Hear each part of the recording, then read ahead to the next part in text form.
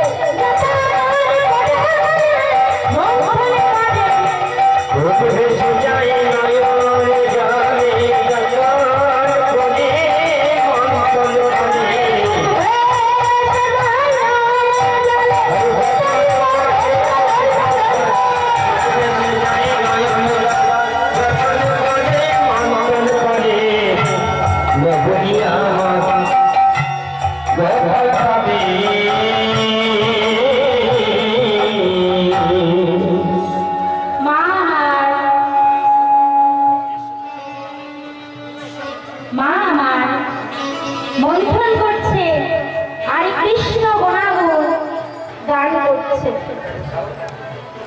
মা যখন মন্থন করছে আর কৃষ্ণ গুণাগুণ গান করছে তখন মায়ের পরে কঙ্কন করি ভাবছে, তাই তো মায়ের পরে আমরা হেলায় জন্ম কাটাবো। তাই মায়ের পরে কঙ্কন করি তারা কি করছে? তারা কৃষ্ণ কৃষ্ণ কৃষ্ণ বলে, কৃষ্ণ কৃষ্ণ বলে, কৃষ্ণ কৃষ্ণ বলে, কৃষ্ণ কৃষ্ণ বলে।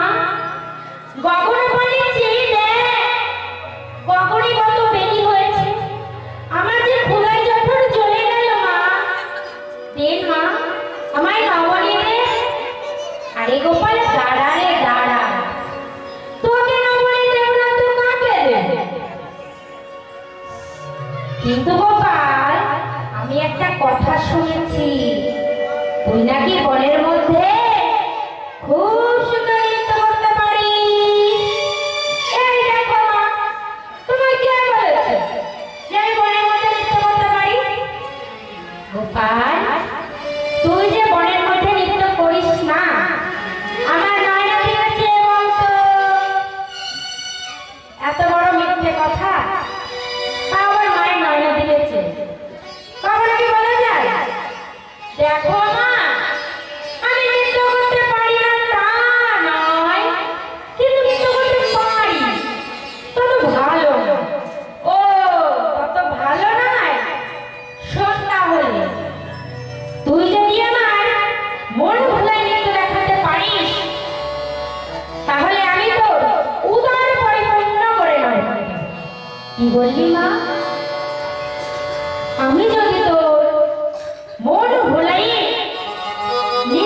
দেখাতে পারি, তাহলে তুই আমার উদর পরিপূর্ণ করে নবনী দিবি তো গোপাল?